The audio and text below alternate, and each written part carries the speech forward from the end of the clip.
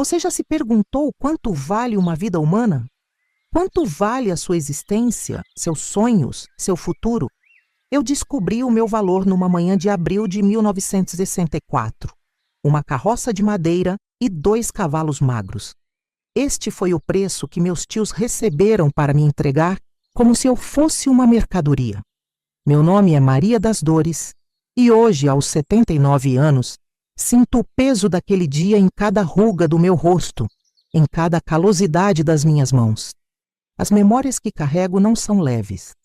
São como as pedras do caminho de terra que atravessei descalça naquela manhã, quando tive que deixar a única família que me restava. Você vai entender um dia, menina. A fome é pior que qualquer coisa. Foi o que meu tio João me disse, evitando meu olhar. Suas palavras ecoaram como um sino fúnebre, anunciando o fim da minha infância. Enquanto eu arrumava meus poucos pertences, 2 mudas de roupa, um pente quebrado e uma boneca de pano feita por minha falecida mãe, tentava entender como o mesmo homem que me ensinara a ler à luz de lamparina podia agora me entregar a um estranho. O Coronel Amaral era temido em toda a região de Ribeirão das Flores, no interior de Minas Gerais. Dono de terras que se estendiam até onde os olhos podiam alcançar, era conhecido por sua dureza e por conseguir sempre o que queria. Naquele ano ele queria alguém para trabalhar na casa grande, alguém jovem e forte. E por alguma razão, seus olhos pousaram em mim durante a missa de domingo. Ela tem jeito bom para Lida, disse ele ao meu tio após a celebração, me examinando como se eu fosse uma potranca à venda. Posso dar uma carroça nova e 2 cavalos em troca. Tô precisando de moça na fazenda e você tá precisando de ajuda com a roça, não é mesmo? Ainda ouço o silêncio que seguiu aquela proposta. Um silêncio denso como a neblina que cobria as montanhas nas madrugadas frias. Um silêncio que gritava mais alto que qualquer resposta que meu tio pudesse dar. A crueldade daquele momento não estava apenas na proposta indecente, mas na forma como a pobreza extrema podia transformar pessoas comuns em negociantes da própria carne e sangue. A seca tinha devorado tudo, os campos, o gado, a dignidade. E agora estava prestes a devorar também a minha liberdade. Quando a manhã chegou e vi a carroça nova parada em frente à nossa casa simples, soube que meu destino estava selado. Os cavalos reluziam sob o sol nascente, parecendo valer muito mais que meus 18 anos de existência, meus sonhos de um dia me casar, ter filhos, viver uma vida simples, mas digna. É só por um tempo, mentiu tia Conceição, enquanto penteava meus cabelos uma última vez. Suas mãos tremiam e lágrimas silenciosas escorriam por seu rosto envelhecido pelo sol e pelo sofrimento. Quando a seca passar, vamos buscar você. Mas eu sabia, no fundo da minha alma, que aquela era uma despedida definitiva, que ao cruzar a porteira da Fazenda Cruzeiro, estaria entrando num mundo do qual talvez nunca mais pudesse escapar. O que eu não sabia era que aquela troca cruel seria apenas o começo de uma jornada que testaria cada fibra do meu ser. Antes que tudo mudasse, minha vida em Ribeirão das Flores tinha uma simplicidade que só agora, na velhice, consigo realmente valorizar. Nasci numa família pobre, filha de lavradores que trabalhavam de sol a sol em terras alheias. Meu pai, Sebastião, era um homem silencioso, mas de coração generoso. Minha mãe, Josefa, cantava enquanto lavava roupa no rio, e seus olhos sempre pareciam sorrir, mesmo nos dias mais difíceis. Perdi os 2 para pôr a febre amarela quando tinha apenas 8 anos. Foi como se o céu desabasse sobre minha cabeça infantil. Lembro do caixão simples das rezadeiras, do cheiro de velas e do desespero que me consumia por dentro. Tio João e tia Conceição, irmão e cunhada de meu pai, me levaram para morar com eles e seus 2 filhos mais novos. Nossa casa era pequena, 2 cômodos de pau a pique, chão batido, telhado que vazava nas chuvas fortes. Mas havia amor naquele lar. Tio João trabalhava como arrendatário numa pequena porção de terra, onde plantávamos milho, feijão e mandioca. Nas horas vagas, ele me ensinava as letras que aprendera quando jovem. Estudo é a única coisa que ninguém pode tirar de você, Maria, ele dizia, traçando letras na terra com um graveto. Pode não parecer importante agora, mas um dia você vai entender. Tia Conceição me ensinou a cozinhar, costurar, fazer sabão de cinzas e doce de leite que vendia na feira de domingo. Eu a ajudava em tudo, acordando antes do sol nascer para tirar leite da única vaca que possuíamos, acender o fogão a lenha, buscar água no poço. Meus primos, Toninho e Zezinho, eram como irmãos para mim.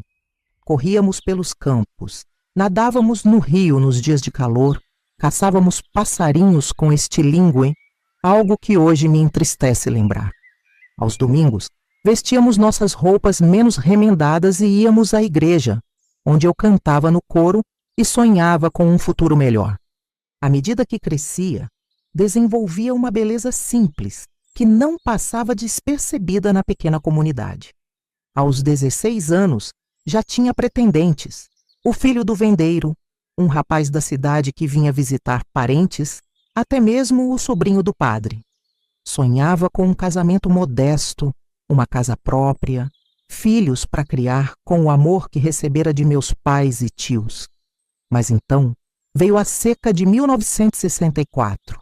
Foi como se Deus tivesse fechado as torneiras do céu. Meses sem uma gota de chuva. As plantações morreram, a terra rachou como pele velha, os animais definharam. Nossa vaca secou, depois morreu. O dinheiro dos doces de tia Conceição não era mais suficiente. Tio João começou a trabalhar em serviços cada vez mais pesados, voltando para casa com o corpo dobrado de cansaço e os olhos vazios de esperança. Vi meus primos chorarem de fome à noite, quando achavam que ninguém estava ouvindo. Vi tia Conceição diminuir cada vez mais sua própria porção de comida para que nós, os mais novos, pudéssemos comer. Vi tio João envelhecer 10 anos em apenas alguns meses. Deus está nos testando, dizia tia Conceição, ajoelhada diante do pequeno oratório. Precisamos ter fé. Eu tinha fé, mas também tinha medo. O mesmo medo que vi nos olhos do meu tio naquela fatídica manhã na igreja, quando o coronel Amaral se aproximou de nós após a missa. O mesmo medo que me consumiu quando entendi o significado daquele olhar avaliador que o homem lançou sobre mim. A menina trabalha bem? Perguntou ele a meu tio, como se eu não estivesse ali. Trabalha sim, coronel. É esforçada, aprende rápido, respondeu o tio João de cabeça baixa. Passe lá em casa amanhã. Tenho uma proposta que pode ajudar vocês nessa situação difícil. Enquanto voltávamos para casa, senti um aperto no peito, uma intuição sombria do que estaria por vir. O silêncio do meu tio durante todo o caminho apenas confirmava que algo terrível estava prestes a acontecer.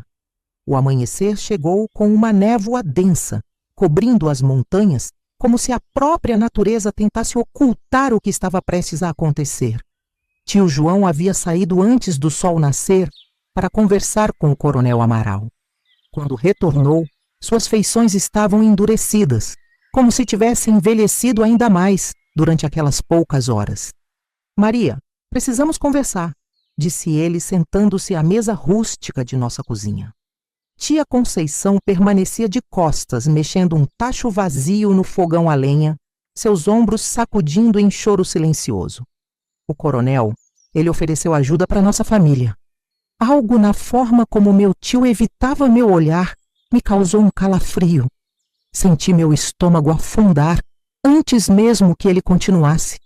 Ele está precisando de alguém para trabalhar na Fazenda Cruzeiro. Alguém para ajudar na casa grande com os serviços domésticos. E o senhor quer que eu vá trabalhar lá?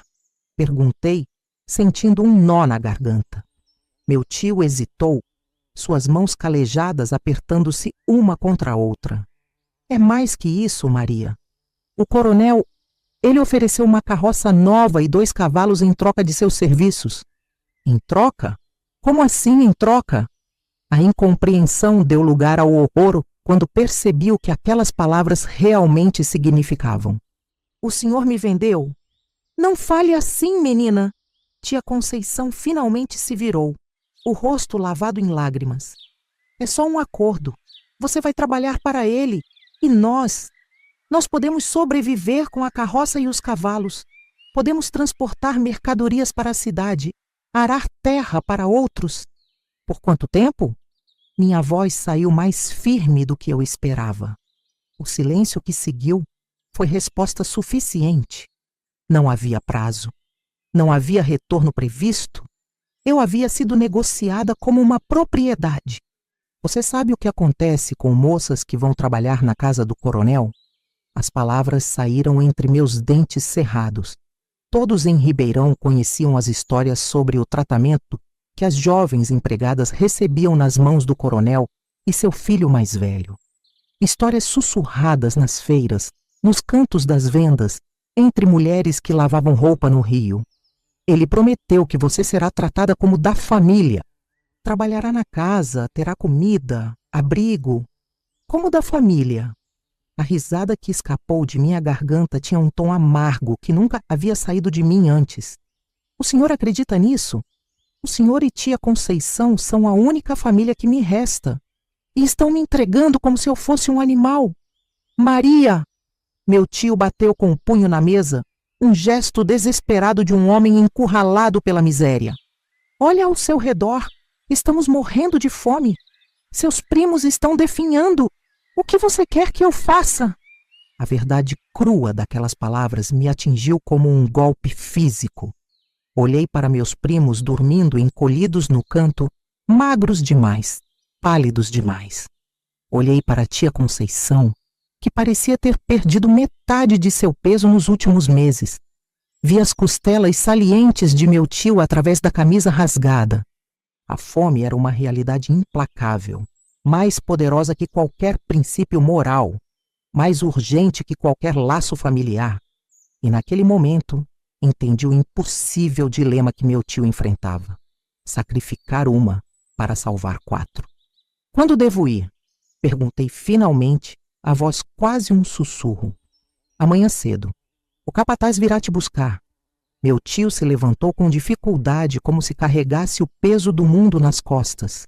Antes de sair para o terreiro, parou na porta e disse sem se virar: Perdoe-me, Maria. Que Deus me perdoe também. Passei aquela noite em claro, abraçada à boneca de pano que minha mãe havia feito para mim. Observei cada canto daquela casa simples, gravando na memória cada detalhe. As rachaduras nas paredes de barro, o cheiro de lenha queimada, o som da respiração dos meus primos. Sabia que algo dentro de mim estava morrendo, enquanto um futuro incerto e ameaçador se desenhava à minha frente.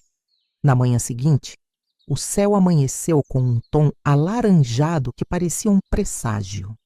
O capataz da fazenda Cruzeiro chegou pontualmente, trazendo a carroça nova e os 2 cavalos, o preço da minha liberdade.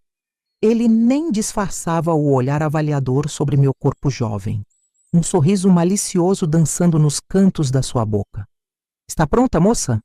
Perguntou enquanto meu tio recebia as rédeas dos animais com mãos trêmulas. Assenti em silêncio.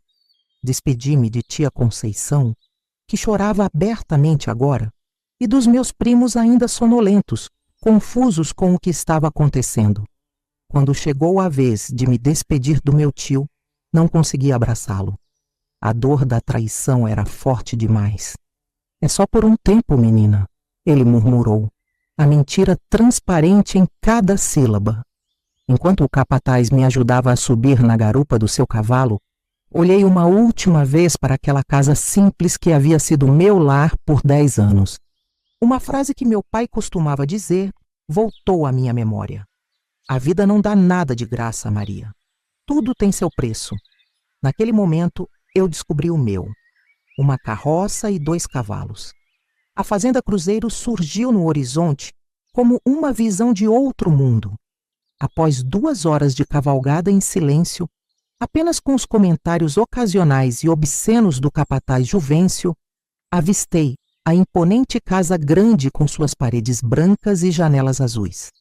Uma construção de 2 andares com uma varanda ampla circundando todo o perímetro, jardins bem cuidados e uma capela lateral. Ao redor, espalhavam-se as casas menores dos trabalhadores, os galpões, os currais e, mais distante, os campos que pareciam infinitos. Aquilo tudo é do coronel? Perguntei, incapaz de esconder o assombro. Até onde seus olhos podem ver, e muito além. Juvencio riu, exibindo dentes amarelados pelo fumo. Mas não se iluda, moça. Aqui não é lugar para sonhar, não. É lugar para trabalhar e obedecer. Enquanto nos aproximávamos, notei a movimentação intensa de trabalhadores, a maioria negros e mulatos, carregando sacas, conduzindo animais, trabalhando sob o sol inclemente. Seus rostos eram máscaras de resignação e cansaço. Entre eles, alguns homens armados circulavam, supervisionando o trabalho, com olhares atentos e mãos sempre próximas às armas na cintura. São capangas do coronel, explicou Juvencio, seguindo meu olhar. Garantem que tudo funcione como deve ser, que ninguém esquece seu lugar. Uma sensação de medo gelado percorreu minha espinha. Pela primeira vez, compreendi completamente a realidade da minha situação. Não era apenas uma empregada indo trabalhar num novo lugar. Era uma propriedade sendo entregue ao seu novo dono. Quando chegamos ao pátio principal, uma mulher de meia idade com expressão severa nos aguardava. Era Dona Eulália, governanta da casa, e esposa do próprio Juvencio, como vinha descobrir depois. Esta é a moça nova? Perguntou ela, me examinando dos pés à cabeça. Não parece ter muita carne nos ossos. Será que aguenta o trabalho? Foi o que o coronel escolheu, respondeu Juvencio, desmontando e me ajudando a descer, com um movimento brusco que quase me fez cair. Onde está ele? Na sala de visitas com o filho. Estão esperando para conhecer a nova aquisição. Nova aquisição. Aquelas palavras caíram sobre mim como pedras. Eulália percebeu minha reação e endureceu ainda mais sua expressão. Escute bem, menina. Aqui não é lugar para sentimentalismos ou choradeira. Você tem sorte de estar na casa grande e não na lida pesada do campo. Agora venha, vou te apresentar ao coronel. Entrar na casa grande foi como pisar em um mundo que eu só conhecia de histórias. O chão de tábuas largas e enceradas brilhava. Os móveis eram de madeiras nobres entalhadas, cortinas de tecido fino pendiam das janelas altas. Espelhos, quadros e objetos que eu jamais havia visto decoravam os ambientes. O contraste com a simplicidade da casa dos meus tios era tão extremo que me senti tonta. Na sala principal, sentados em poltronas de couro, estavam 2 homens. O mais velho, que reconheci imediatamente como o coronel Amaral, era corpulento, de cabelos grisalhos e rosto vermelho, com um bigode espesso e bem aparado. Seus olhos pequenos e escuros pareciam calcular continuamente. Ao seu lado, um rapaz mais jovem, que deveria ter uns 20 e poucos anos, esbelto e de feições semelhantes, mas com um ar de arrogância ainda mais pronunciado. Seu filho, Augusto. Então essa é a moça dos Ribeiro? Perguntou o coronel, levantando-se para me examinar melhor. Como é seu nome completo, menina? Maria das Dores Ribeiro, senhor, respondi, mantendo os olhos baixos como tia Conceição havia me ensinado a fazer diante dos poderosos. Ergue a cabeça. Deixa eu ver seu rosto direito. Obedeci, sentindo-me como um animal em exposição. O coronel circulou ao meu redor, me observando de cima a baixo, enquanto seu filho permanecia sentado, mas com os olhos fixos em mim, de uma maneira que me fez sentir despida. Bonita, apesar da magreza. Deve ser da idade. Quantos anos tem? 18, senhor. Sabe ler e escrever? Um pouco, senhor. Meu tio me ensinou. Isso pode ser útil. O coronel se virou para a governanta. Eulália, mostre os aposentos dela e explique suas obrigações. Amanhã começa cedo. Quando nos preparávamos para sair, o filho do coronel finalmente se manifestou. Pai, acho que ela poderia servir também. para ajudar Isaura com minhas roupas e no meu quarto. A velha anda muito lenta ultimamente. Algo no tom daquela sugestão me causou um calafrio. O coronel olhou para o filho, depois para mim, e assentiu lentamente. Sim, pode ser. Eulália, inclua isso nas instruções dela. Enquanto me retirava, seguindo a governanta, senti os olhares dos dois homens em minhas costas, como garras invisíveis que me prendiam. Naquele momento entendi que não era apenas meu corpo que estava sendo negociado como mercadoria, mas também minha dignidade. A casa dos Amaral tem regras rígidas, começou a explicar Eulália, enquanto me conduzia por um corredor escuro em direção à área de serviço. Você acordará às 4 da manhã antes de todos, para ajudar a preparar o café. Durante o dia, cuidará da limpeza das salas, lavará e passará roupas e ajudará na cozinha. À noite, servirá o jantar e arrumará os quartos para o dia seguinte. Paramos diante de uma porta estreita que dava para um quarto minúsculo nos fundos da casa. Havia apenas uma cama simples de madeira, com um colchão de palha, um banquinho e um prego na parede para pendurar roupas. Este será seu lugar. Não é permitido receber visitas, sair sem permissão ou falar com os trabalhadores do campo. Aos domingos, poderá ir à missa na capela, mas sempre acompanhada. Entendeu tudo? Assenti mecanicamente, ainda atordoada com a rapidez com que minha vida havia sido completamente transformada. Em menos de um dia, eu havia passado de membro de uma família, por mais pobre que fosse, a uma propriedade viva, uma aquisição sem direitos ou identidade própria. Quando Eulália saiu, fechei a porta e me sentei na beirada da cama dura. Só então, na solidão daquele cubículo que seria meu novo lar, permiti que as lágrimas viessem. Chorei silenciosamente, cobrindo a boca com as mãos para que ninguém ouvisse, até que o sol se pôs e a escuridão tomou conta do quarto. Naquela noite, adormeci vestida, abraçada à boneca de pano que minha mãe havia feito. O único elo com meu passado, a única testemunha silenciosa da transformação cruel que havia acontecido em minha vida. Os primeiros dias na Fazenda Cruzeiro passaram como um pesadelo do qual eu não conseguia despertar. Cada manhã, o som da sineta tocada por Eulália me arrancava de um sono inquieto às 4 horas. Meu corpo, acostumado ao trabalho duro, mas familiar da roça, agora enfrentava novos tipos de exaustão. O peso dos baldes de água que carregava pelos corredores intermináveis da casa grande, a queimadura do ferro quente nas mãos inexperientes, os joelhos doloridos de esfregar o chão de tábuas até que brilhasse. Mas a dor física era apenas a superfície do meu sofrimento. Por dentro, eu me desintegrava aos poucos. A sensação de abandono corroía minha alma como ferrugem.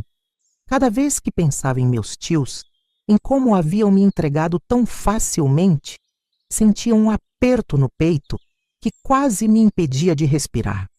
À noite, sozinha no quartinho dos fundos, abraçava minha boneca de pano e sussurrava para ela as palavras que não podia dizer em voz alta. Eles me venderam, mãe, como se eu não fosse nada, como se esses 10 anos vivendo como família não significassem nada. Chorava silenciosamente até que o cansaço me dominasse. Sonhava frequentemente com minha mãe, seu rosto cada vez mais difícil de lembrar, cantando para mim enquanto lavava roupa no rio. No sonho, eu tentava alcançá-la, mas a correnteza aumentava e ela se afastava, sua voz se perdendo na distância. O isolamento era quase absoluto. As outras empregadas da casa, Isaura, a velha arrumadeira, Zefa, a cozinheira, e Cleide, que ajudava com a roupa, falavam pouco e sempre com cautela. Percebi logo que as paredes tinham ouvidos e que qualquer palavra imprudente podia significar punição. Trabalha quieta e faz o que mandam, aconselhou-me Zefa no 3º dia, enquanto debulhávamos feijão na cozinha. Quem fala demais aqui some de repente. Entende o que estou dizendo? Entendi perfeitamente. Os olhares das outras mulheres, carregados de um misto de pena e advertência, diziam o que suas bocas não ousavam. Eu não era a primeira jovem a ser trazida daquela maneira e talvez não fosse a última. A presença constante do jovem Augusto era o que mais me perturbava. Onde quer que eu estivesse trabalhando, limpando as salas, carregando roupas limpas, seus olhos pareciam me seguir. Às vezes, ele criava pretextos para estar nos mesmos cômodos. Pedia-me para buscar coisas em seu quarto quando estava lá. Fazia comentários sobre minha aparência, chegava perigosamente perto enquanto eu trabalhava. Você não é como as outras empregadas rudes, disse-me certa vez, encurralando-me no corredor. Tem educação, tem uma centelha de inteligência nos olhos.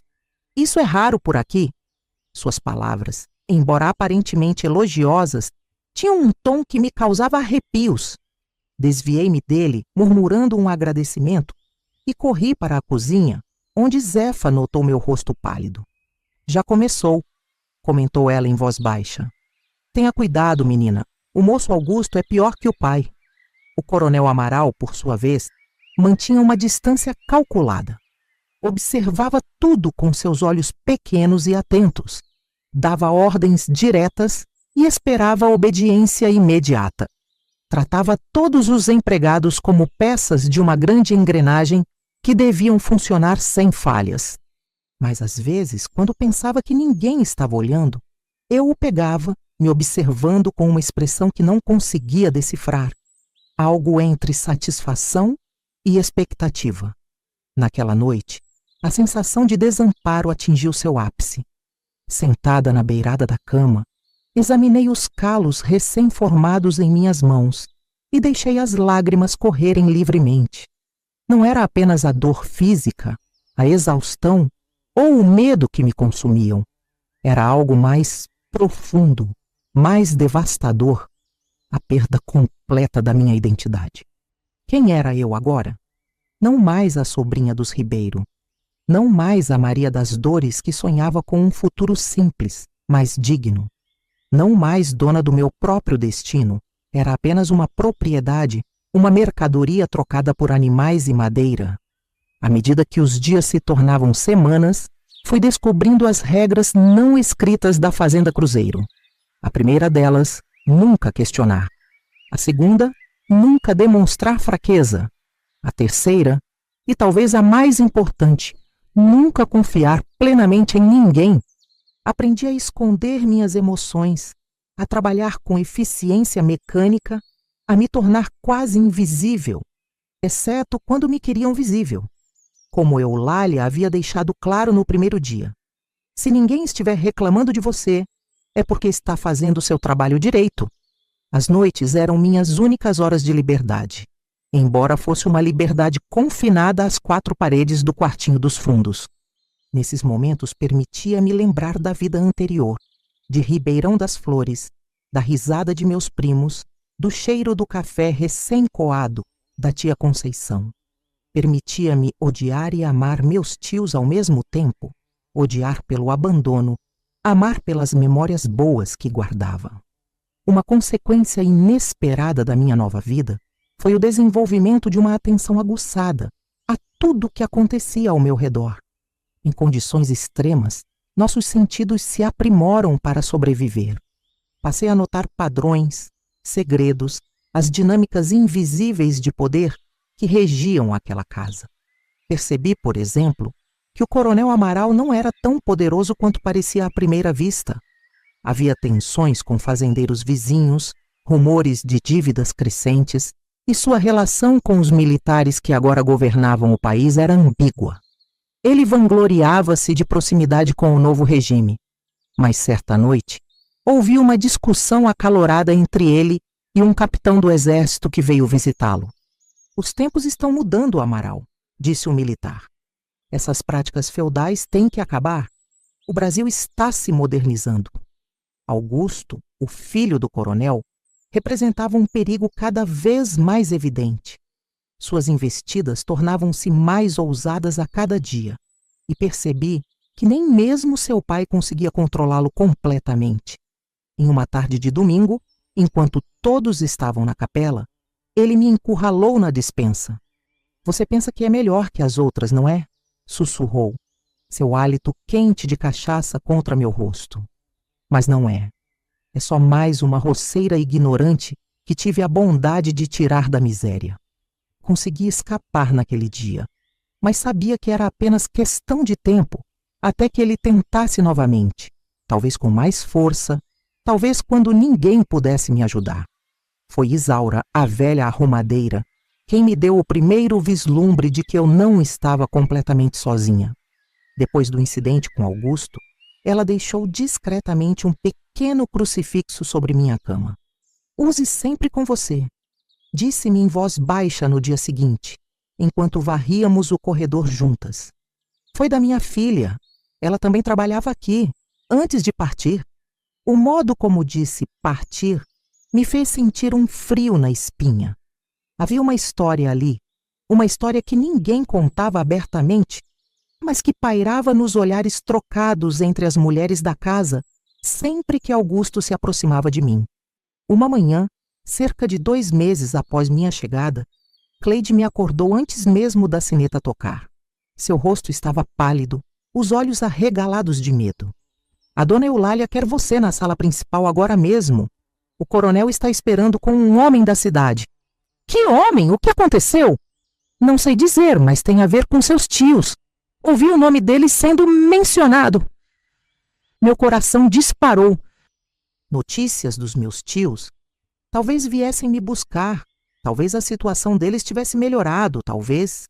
Vesti-me apressadamente e corri para a sala principal. Lá, o coronel Amaral conversava com um homem magro, de terno surrado e pasta de couro. Quando entrei, ambos se voltaram para mim. "Esta é ela, a sobrinha", disse o coronel. O homem me examinou por cima dos óculos de armação fina. "Sinto muito, moça", começou ele com uma formalidade desconfortável. "Sou o tabelião de Ribeirão das Flores. Vim trazer a notícia de que seus tios, João e Conceição Ribeiro, faleceram ontem num acidente na estrada para Belo Horizonte." O mundo parou. As vozes ao redor se tornaram distantes, como se eu estivesse submergindo em águas profundas.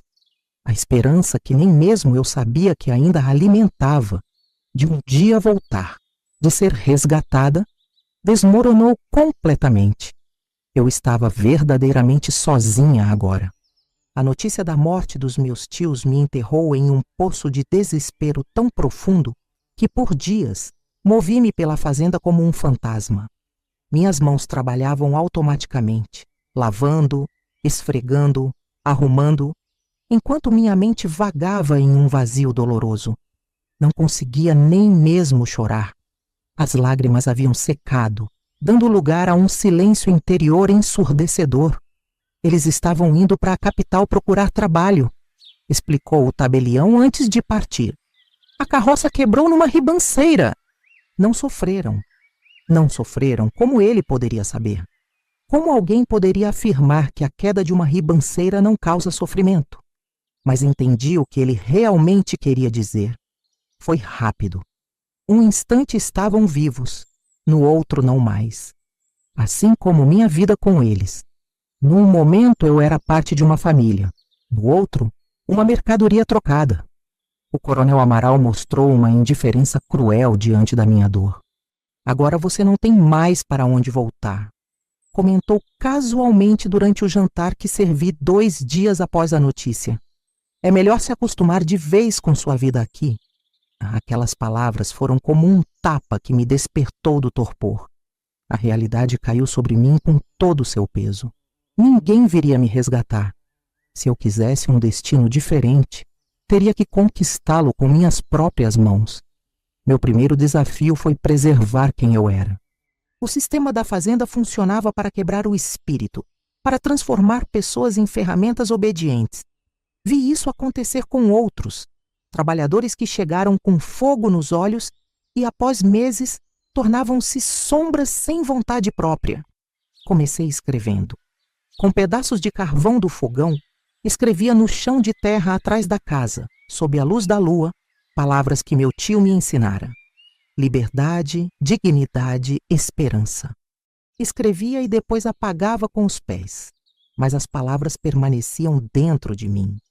Durante o dia, enquanto realizava as tarefas mais mecânicas, como lavar roupa ou descascar mandioca, recitava mentalmente as histórias que minha mãe me contava, as canções que cantávamos na roça, os ensinamentos do meu pai.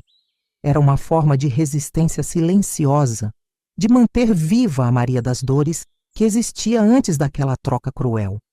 O segundo desafio foi conquistar conhecimento. Informação era poder, e eu precisava desesperadamente de poder naquele lugar onde não tinha nenhum.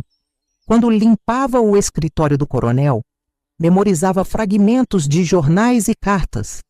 Aprendia sobre o mundo exterior, sobre as mudanças no país, sobre as possibilidades além daquelas montanhas que me aprisionavam. Uma manhã, enquanto arrumava a biblioteca, encontrei um velho exemplar desgastado de Os Sertões, de Euclides da Cunha. Escondido entre livros de contabilidade que sabia que ninguém tocaria, tornou-se meu tesouro secreto. À noite, à luz de um toco de vela que Isaura me ajudava a conseguir, mergulhava naquelas páginas difíceis, decifrando palavra por palavra, descobrindo naquela história de resistência um espelho para minha própria luta. O terceiro, e talvez mais complexo desafio, foi aprender a linguagem invisível da fazenda. Os olhares, os silêncios, as meias palavras. Quem era amigo de quem? Quem delatava os outros? Quais eram os momentos em que o coronel estava mais calmo ou mais irritado? Esse conhecimento poderia significar a diferença entre sobreviver ou não. Um dia, Zefa me puxou discretamente para trás da cozinha, enquanto eu carregava lenha.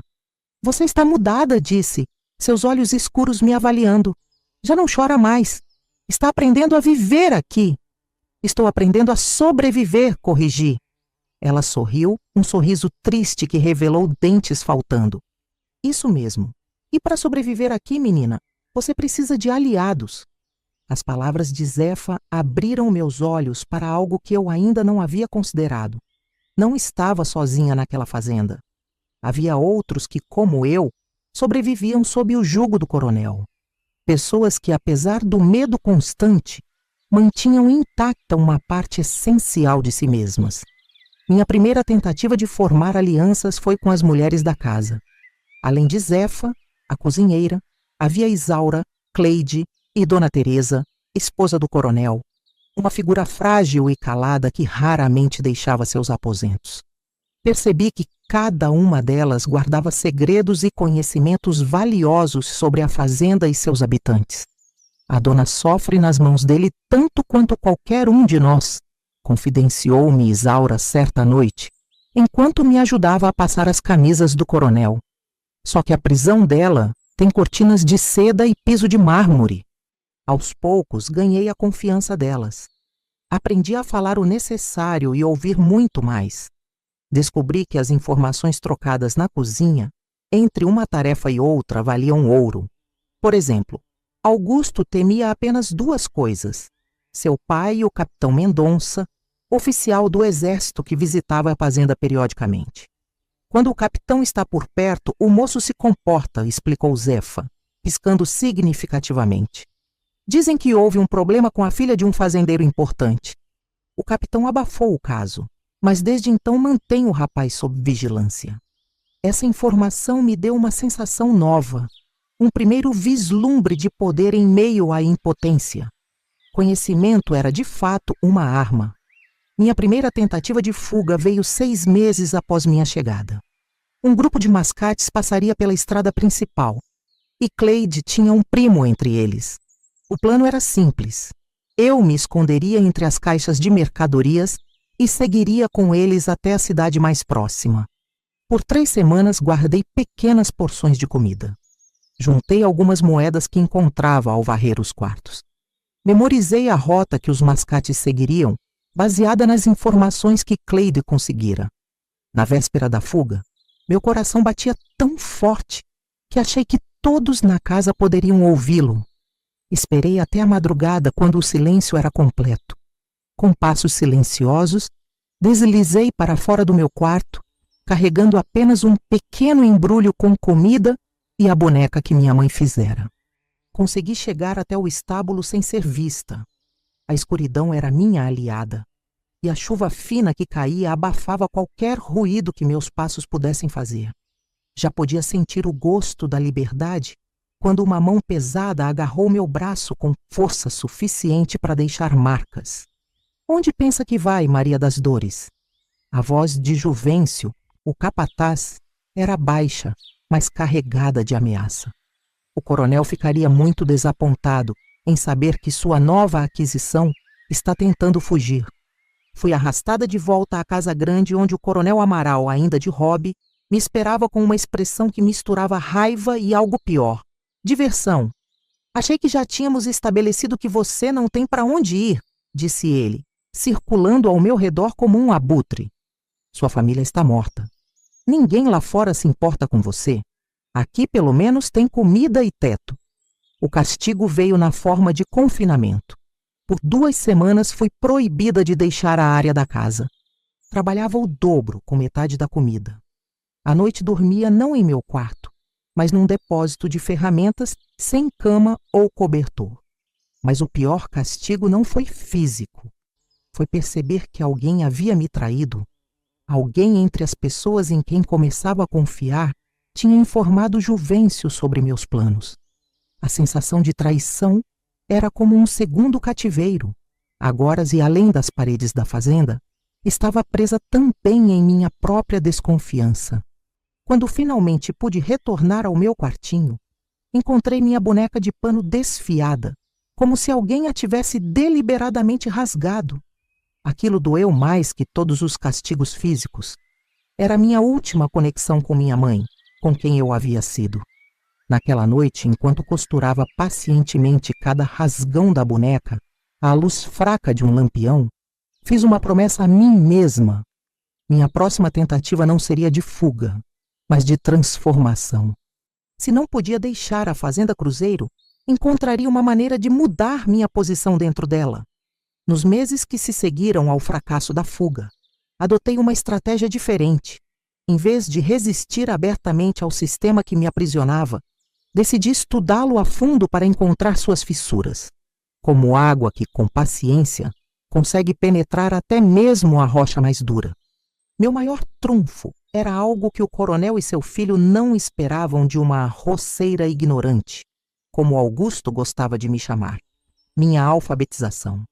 O hábito de leitura que meu tio João havia me incentivado tornou-se minha arma secreta. Sempre que podia, em momentos roubados durante minhas tarefas, eu examinava os documentos deixados no escritório: cartas comerciais, contratos de arrendamento, relatórios de produção. Aos poucos, comecei a entender como funcionava o império do coronel Amaral. A Fazenda Cruzeiro era apenas o centro de uma rede de propriedades. Havia negócios com café, gado e, mais recentemente, com madeireiros que desmatavam áreas para exportação.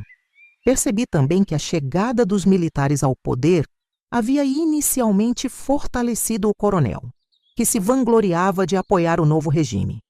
Os comunistas queriam dividir nossas terras, ouvi-o dizer durante um jantar com outros fazendeiros.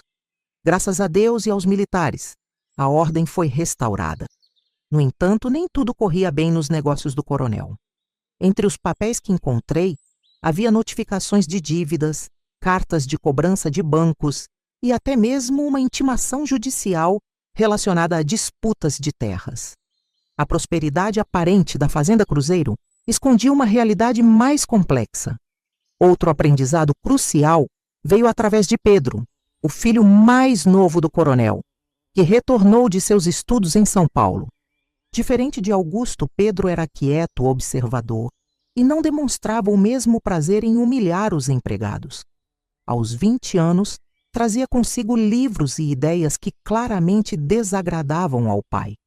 Em uma tarde, enquanto eu limpava a varanda, Pedro se aproximou com um livro nas mãos. Você sabe ler, não é? Meu pai mencionou isso. Assenti, cautelosa, sem entender aonde ele queria chegar. Tem interesse nisso? Ofereceu-me o livro, Uma coletânea de poemas de Carlos Drummond de Andrade. O senhor não deveria estar falando comigo, respondi olhando nervosamente ao redor. Pedro sorriu, um sorriso triste e compreensivo que o fazia parecer mais velho do que era. Não se preocupe, meu pai está na cidade e Augusto foi caçar. Ninguém vai nos incomodar. Colocou o livro sobre a mesa. Pode pegar quando terminar seu trabalho. Devolva quando quiser. Aquele gesto simples abriu uma porta que eu não sabia que existia. Nas semanas seguintes, Pedro discretamente me emprestou mais livros, romances, poesia, filosofia e até mesmo textos sobre política e economia que circulavam nas universidades. À noite, em meu quartinho, devorava aquelas páginas como quem morre de sede e encontra água fresca. Por que está fazendo isso? Perguntei-lhe certa vez, quando tive a rara oportunidade de falar com ele sem outros por perto. Porque acredito que conhecimento pertence a todos, não apenas a quem pode pagar por ele, respondeu, com uma convicção que iluminou seus olhos. E porque sei que o que acontece nesta fazenda é errado. Aprendi com Pedro não apenas o conteúdo dos livros, mas também sobre as mudanças que ocorriam no Brasil e no mundo, sobre os movimentos estudantis, as lutas por direitos, os questionamentos ao regime militar que se tornava cada vez mais repressivo. As coisas não podem continuar assim para sempre, explicou-me ele uma tarde, enquanto eu fingia limpar as estantes da biblioteca. Esse sistema está condenado. Meu pai e homens como ele são o passado, não o futuro do Brasil. Suas palavras plantaram em mim uma semente de esperança. Talvez o mundo, além das fronteiras da Fazenda Cruzeiro, estivesse mudando de maneiras que o Coronel Amaral não podia controlar. Talvez existisse, afinal, uma possibilidade de futuro diferente para mim. Um dia, entre os livros que Pedro me trouxe, encontrei algo diferente. Um pequeno caderno em branco e um lápis. Para seus próprios pensamentos, disse ele simplesmente. Às vezes escrever é a única liberdade que temos. Aquele caderno tornou-se meu refúgio mais precioso. Nele, comecei a registrar não apenas o que acontecia na fazenda, mas também minhas reflexões, meus medos, meus sonhos. Era como recuperar um pedaço de mim mesma que havia sido roubado no dia em que cruzei os portões da propriedade. O ano de 1967 chegou com mudanças que ninguém na fazenda poderia ter previsto. O capitão Mendonça, que ocasionalmente visitava o coronel, agora aparecia com mais frequência, sempre acompanhado de outros oficiais. As reuniões na Casa Grande se estendiam por horas, e o rosto do coronel Amaral ficava cada vez mais tenso após cada visita. Dizem que o governo está mudando as leis sobre posse de terra, comentou Isaura em um sussurro, enquanto preparávamos a casa para mais uma dessas reuniões. Algo sobre documentação regular e direitos trabalhistas. Para quem conhecia os negócios do coronel como eu havia aprendido a conhecer, isso explicava muito. Parte significativa de suas propriedades havia sido adquirida de formas questionáveis, e os trabalhadores da fazenda viviam em condições que nenhuma lei moderna aprovaria. A tensão na fazenda crescia como a pressão antes de uma tempestade.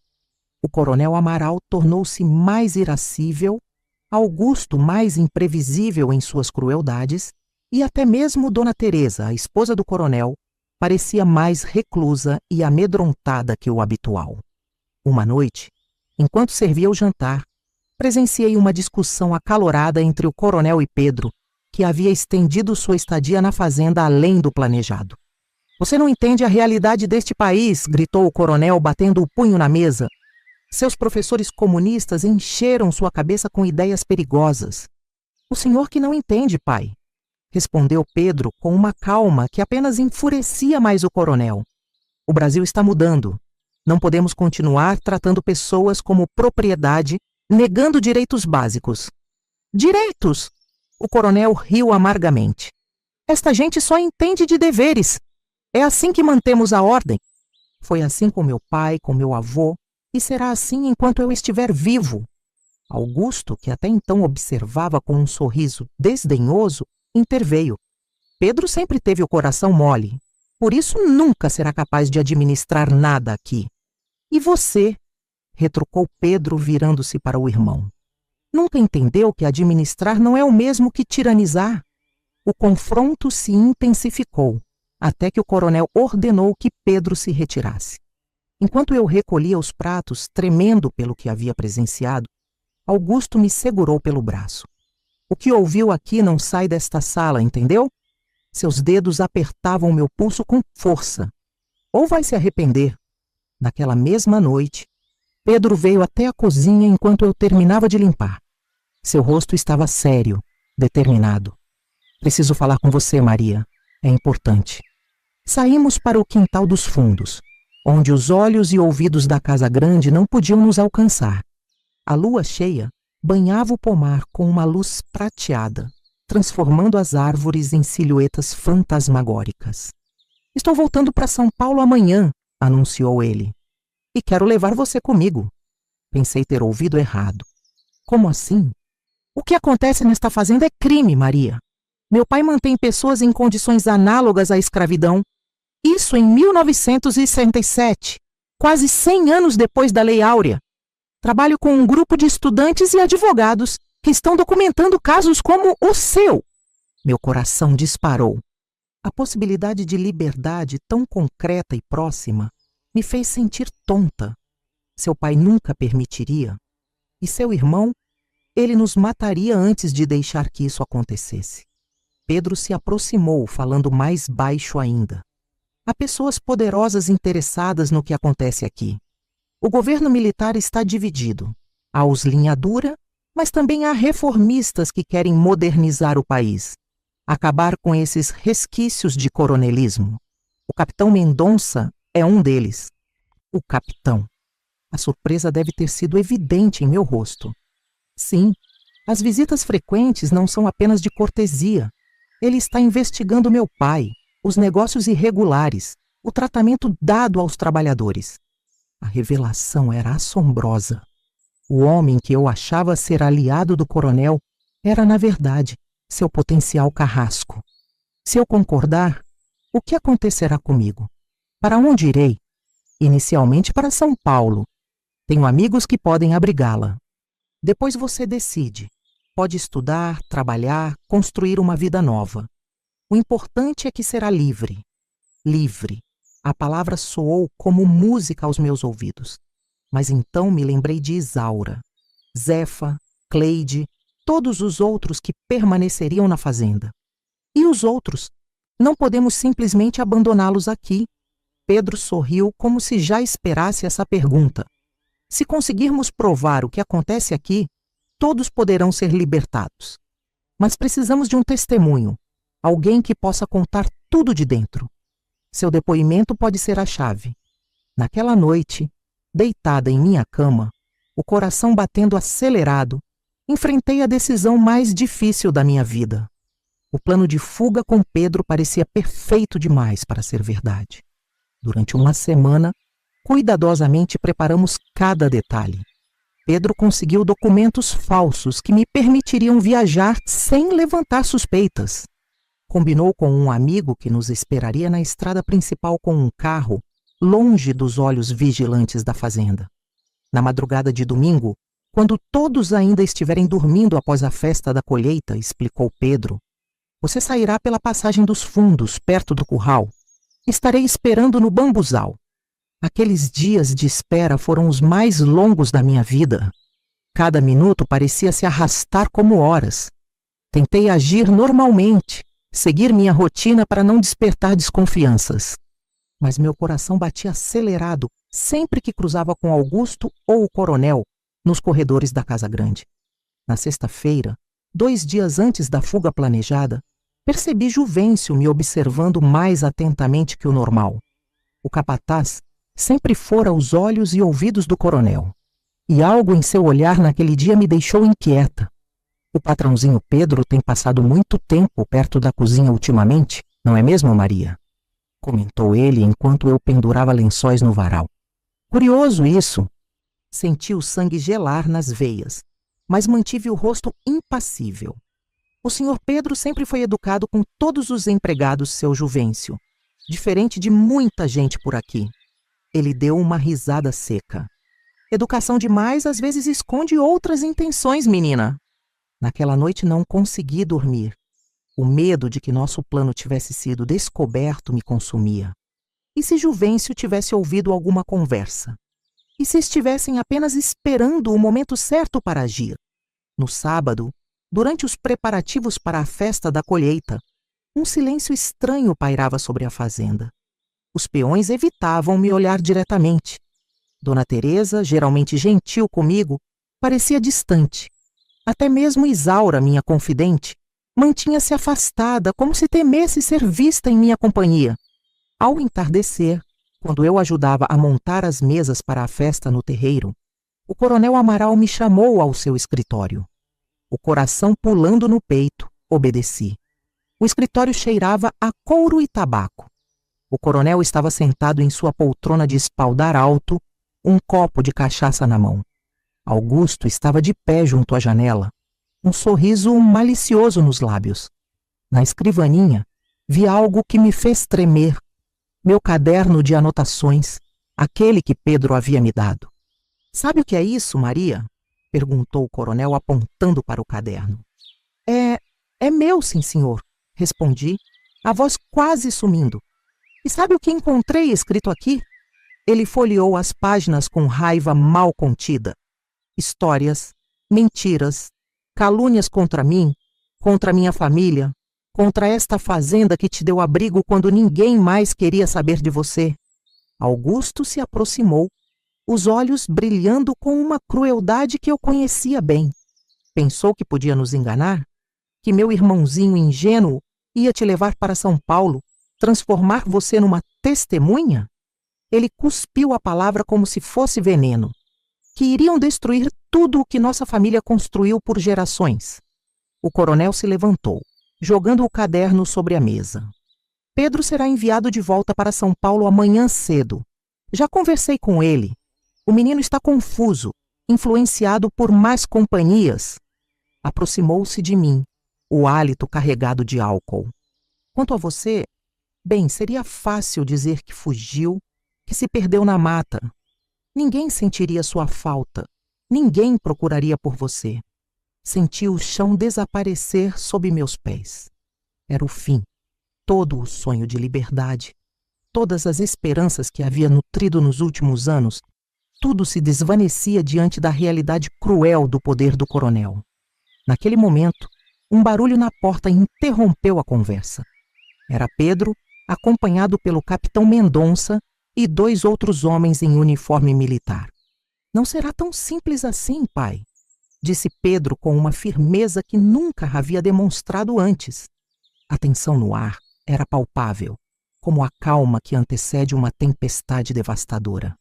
Eu sabia naquele instante que minha vida estava prestes a mudar para sempre, de uma forma que nem mesmo eu poderia prever. O escritório do coronel Amaral, que sempre me parecera um local intimidador, transformou-se no palco de um confronto que definiria não apenas meu destino, mas o futuro de todos na Fazenda Cruzeiro. O capitão Mendonça retirou um documento da pasta que carregava e o colocou sobre a escrivaninha. "Coronel Amaral, esta é uma ordem judicial autorizando uma inspeção completa de suas propriedades", anunciou com a autoridade que o uniforme lhe conferia. "Temos informações substanciais sobre irregularidades na aquisição de terras, sonegação fiscal e, mais grave ainda, manutenção de trabalhadores em condições análogas à escravidão." O rosto do coronel, geralmente controlado, contorceu-se em uma mistura de fúria e incredulidade. "Isso é um absurdo, uma calúnia. Tenho amigos em Brasília que... Seus amigos em Brasília não podem ajudá-lo desta vez", interrompeu o capitão. "O Brasil está mudando, coronel. Mesmo dentro do governo militar, há quem entenda que certas práticas não podem mais ser toleradas." Augusto avançou ameaçadoramente, mas um dos soldados deu um passo à frente, a mão no coldre.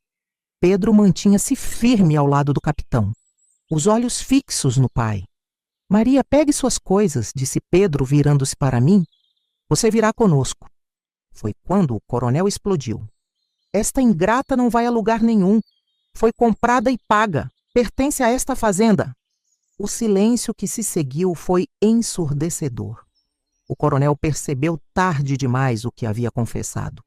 Comprada e paga, repetiu o capitão Mendonça, arqueando as sobrancelhas. O senhor acaba de admitir um crime, coronel. Augusto, vendo a situação deteriorar-se, tentou uma abordagem diferente. Meu pai está transtornado, capitão. Maria é apenas uma empregada doméstica, bem tratada e remunerada. Posso mostrar os registros. Registros falsificados, interviu Pedro. Maria foi trazida para cá aos 18 anos, trocada por uma carroça e 2 cavalos. Nunca recebeu salário, nunca teve direito a folgas regulares ou qualquer benefício previsto em lei. O capitão Mendonça virou-se para mim. É isso mesmo, senhora? Senti o peso de todos os olhares sobre mim. Era o momento de decisão. Tudo o que eu dissesse agora determinaria não apenas meu futuro, mas também o destino do coronel, de Augusto e de todos os trabalhadores da fazenda. Pensei em Isaura e nos outros, que por anos haviam sido tão oprimidos quanto eu. Pensei em Pedro, que arriscara tanto para me ajudar. Pensei nos anos de humilhação, trabalho forçado, abusos. E, finalmente, pensei em meus tios, que me haviam entregado como se eu fosse uma mercadoria, não uma pessoa. Meu nome é Maria das Dores, comecei, a voz inicialmente trêmula, mas ganhando força a cada palavra. Em abril de 1964, meus tios, João e Conceição Oliveira, me entregaram ao coronel Amaral em troca de uma carroça nova e 2 cavalos.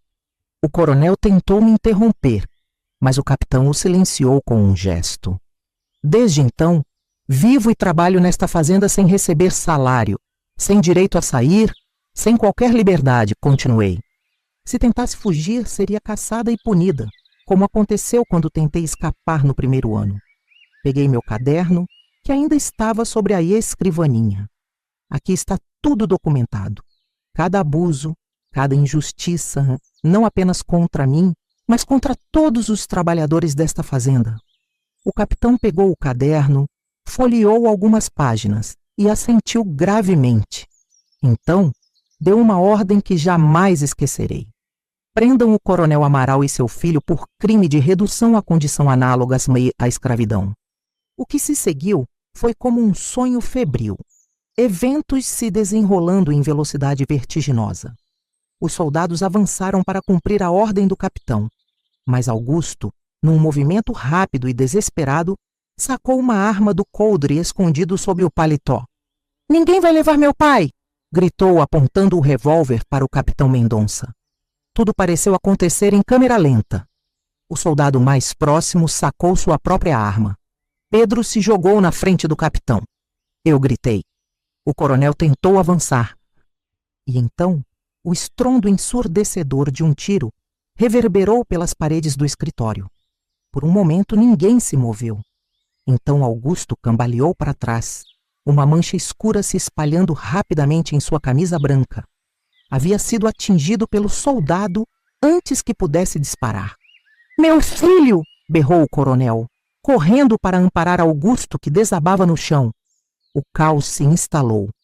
Mais soldados entraram correndo no escritório, alertados pelo som do tiro. O médico que acompanhava a comitiva militar foi chamado às pressas. Pedro estava pálido, em choque. O capitão Mendonça dava ordens rápidas pelo rádio, pedindo reforços e uma ambulância. Em meio à confusão, senti uma mão tocar meu ombro.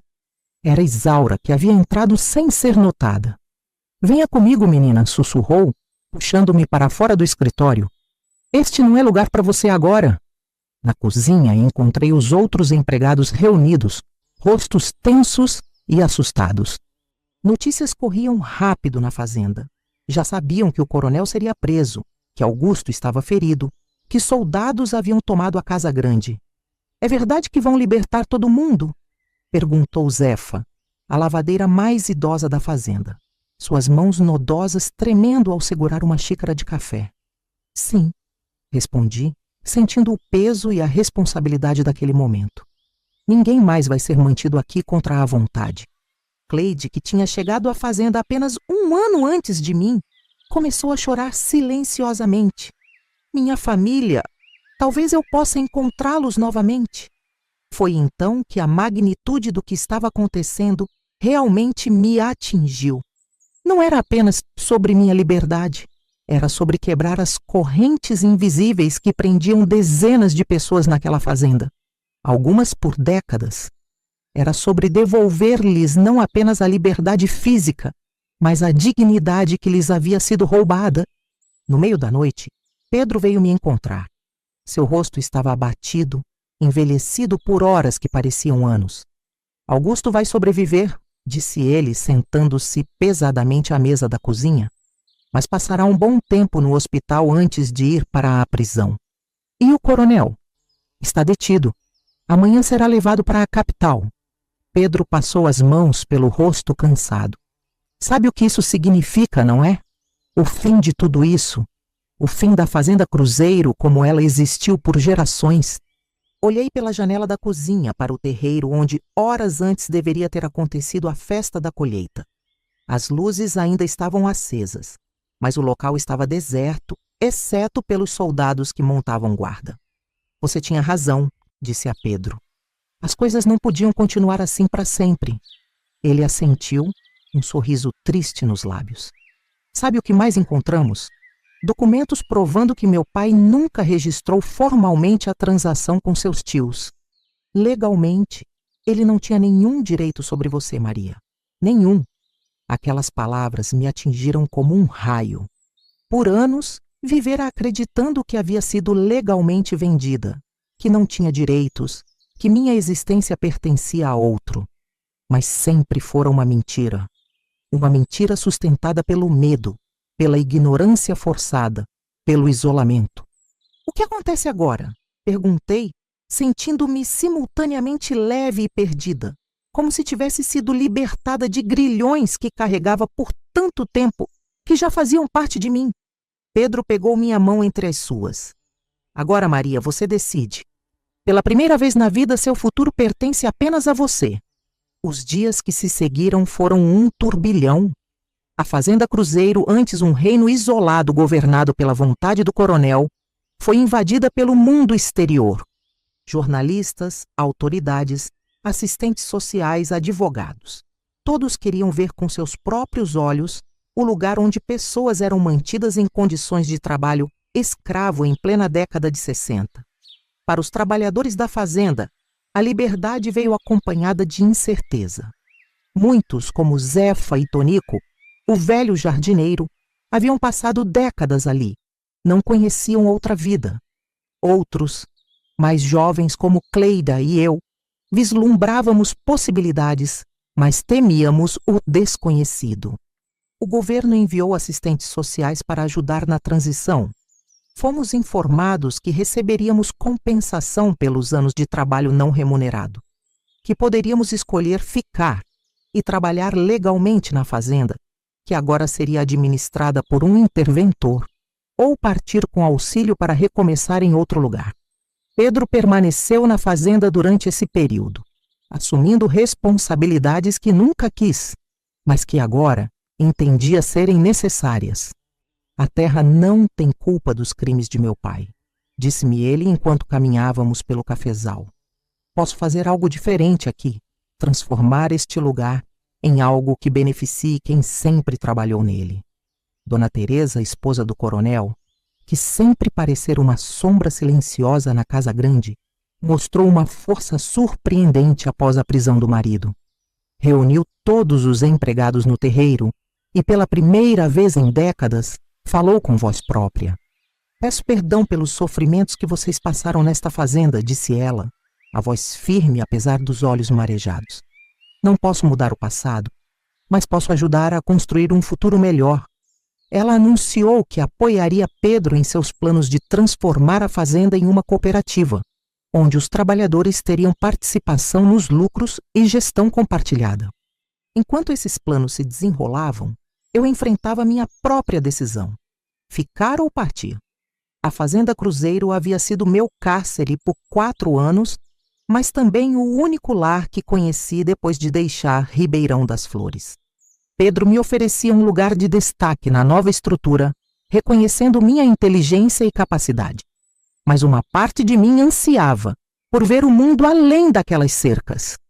Uma semana após os acontecimentos no escritório, recebi uma notícia que mudaria tudo. O capitão Mendonça me procurou, trazendo informações sobre meus tios. Conseguimos localizá-los, disse ele, sentando-se à mesa da cozinha onde eu tomava café. Estão vivos, morando num bairro pobre de Belo Horizonte. Meu coração acelerou. Durante todos aqueles anos, imaginara que estavam mortos, como Juvencio havia me dito. Eles perguntaram por mim? As palavras saíram com dificuldade. O capitão hesitou. Sim e não. Ficaram surpresos em saber que você está viva. Disseram que foram informados que você havia morrido logo após chegar à fazenda, vítima de febre. Mais uma mentira do coronel, percebi. Ele havia cortado deliberadamente qualquer possibilidade de contato com minha família. Querem me ver? Perguntei, não sabendo o que desejar como resposta. Gostariam sim, mas... O capitão parecia escolher as palavras com cuidado. Devo alertá-la que a situação deles não é boa. Seu tio está muito doente e vivem de pequenos biscates e da caridade dos vizinhos. Naquele momento entendi que o ciclo de decisões sobre minha vida ainda não estava completo. Tinha diante de mim mais uma escolha difícil: confrontar o passado ou seguir em frente sem olhar para trás. Perdoar ou manter viva a mágoa pelos que me haviam trocado por uma carroça e 2 cavalos. Quero vê-los, decidi finalmente. Preciso olhar nos olhos deles e entender por quê. E assim, numa manhã de junho de 1968, parti da Fazenda Cruzeiro, não como uma fugitiva na calada da noite, mas à luz do dia, como uma mulher livre que escolhia seu próprio caminho. Agora, olhando para trás com os olhos de quem já viveu quase 8 décadas, vejo que a vida raramente nos oferece finais perfeitos.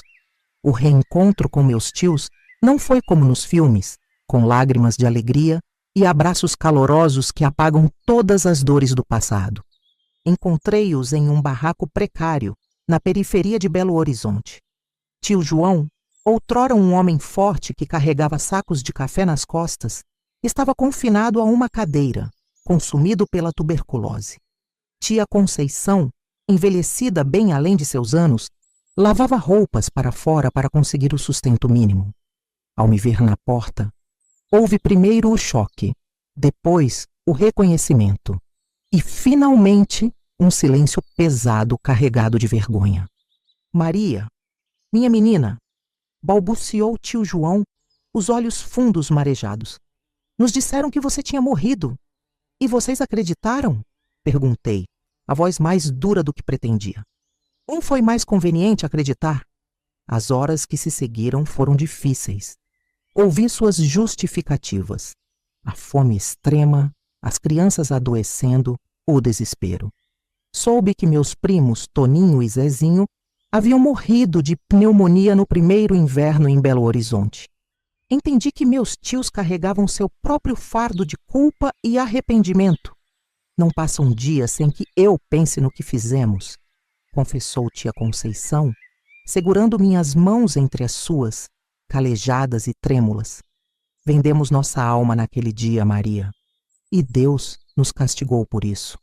Seria fácil odiá-los, culpá-los por todos os sofrimentos que enfrentei.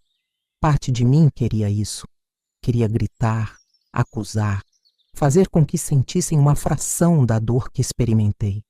Mas olhando para aqueles 2 velhos quebrados pela vida, descobri que o ódio é um luxo que consome mais a quem odeia do que a quem é odiado. Não vim buscar vingança, disse finalmente. Vim buscar paz. Nos meses seguintes, ajudei-os como pude. Com o dinheiro da compensação que recebi, aluguei uma casa melhor, contratei um médico para tio João. Assegurei que tia Conceição pudesse finalmente descansar. Não era perdão exatamente. Era algo mais complexo. Uma compreensão de que todos nós, em algum momento, Somos tanto vítimas quanto algozes nas histórias que vivemos.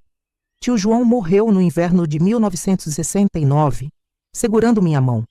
Suas últimas palavras foram um pedido de perdão. Não pude dizer que o perdoava completamente. Seria mentira. Mas pude dizer que o compreendia. E isso pareceu trazer-lhe alguma paz. Quanto a mim, decidi não retornar à Fazenda Cruzeiro. Apesar do convite de Pedro, que transformava gradualmente a propriedade em um modelo de cooperativa agrícola, sentia que precisava construir um caminho completamente novo, livre das sombras do passado, com o restante da compensação, e usando a educação que conquistei por conta própria, abri uma pequena escola rural nos arredores de Belo Horizonte. Ali, ensinava crianças e adultos a ler e escrever, o conhecimento que tio João uma vez me disse que ninguém poderia tirar de mim. Ao longo dos anos, vi o Brasil mudar.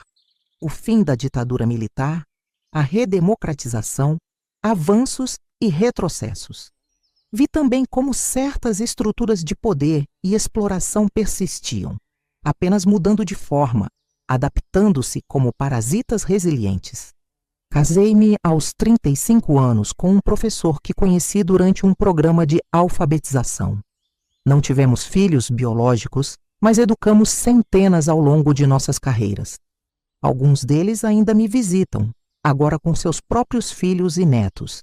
Minha família escolhida, não por sangue, mas por amor. Em 1989, soube que o Coronel Amaral havia morrido na prisão. Augusto cumpriu sua pena e depois desapareceu. Dizem que para o Paraguai. Pedro manteve contato por muitos anos, sempre me enviando notícias sobre as transformações positivas na fazenda. Hoje, sentada na varanda de minha pequena casa, observo o sol se pôr sobre as mesmas montanhas que emolduraram minha infância. A idade trouxe limitações ao meu corpo, mas também uma clareza que só o tempo pode oferecer. Se há uma lição que aprendi em minha jornada, é que o valor de uma vida humana não pode ser medido em bens materiais, nem em carroças, nem em cavalos, nem em todo o ouro do mundo. Somos todos infinitamente preciosos, feitos da mesma matéria das estrelas, destinados à mesma terra no final. A segunda lição é que a liberdade não é apenas a ausência de correntes físicas. A verdadeira liberdade reside na mente, que não se permite aprisionar pelo medo, pelo ódio ou pelo desejo de vingança. Durante anos na Fazenda Cruzeiro, mesmo confinada e explorada, mantive viva dentro de mim uma chama de dignidade que ninguém pôde extinguir. A terceira e talvez mais importante lição: o perdão não é um presente que oferecemos aos outros, mas um dom que concedemos a nós mesmos. Não é esquecimento nem absolvição, é libertação. Quando finalmente compreendi que meus tios, o Coronel, Augusto, todos eles eram também prisioneiros de suas próprias histórias e limitações, pude soltar o peso que carregava. Em 2004, 40 anos após ter sido trocada por uma carroça e 2 cavalos, voltei a Ribeirão das Flores pela primeira vez. O lugarejo havia crescido, transformando-se em uma pequena cidade. Nossa antiga casa não existia mais, substituída por uma loja de materiais de construção. Mas o rio onde minha mãe lavava roupas cantando ainda corria. As montanhas ainda se erguiam azuladas no horizonte. Sentei-me à sombra de uma árvore à beira do rio e fechei os olhos. Por um momento pude ouvir novamente a voz de minha mãe, sentir o abraço forte de meu pai, reviver a inocência da menina que eu fui antes que o mundo me ensinasse suas duras lições. "O que você está procurando, senhora?" perguntou uma criança que pescava ali perto. "Minhas raízes", respondi sorrindo. "E acho que acabei de encontrá-las. Percebo agora que nossa história, minha história, não é sobre ser trocada, vendida ou abandonada. É sobre redescobrir o valor inestimável que cada um de nós possui, independentemente das circunstâncias. Você que me ouve agora talvez se pergunte: como alguém pode superar tamanha injustiça? Como é possível não se deixar consumir pela amargura após tanta dor? A resposta não é simples nem única.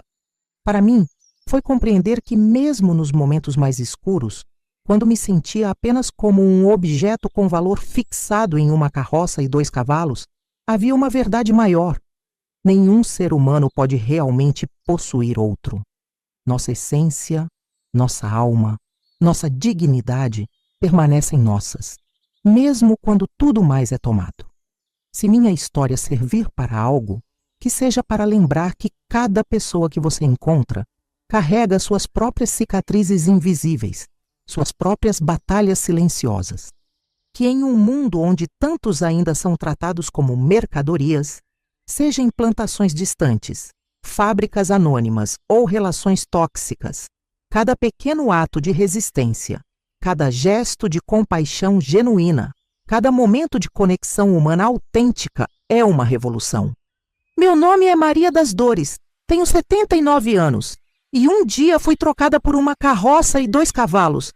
Mas esta troca não definiu quem eu sou.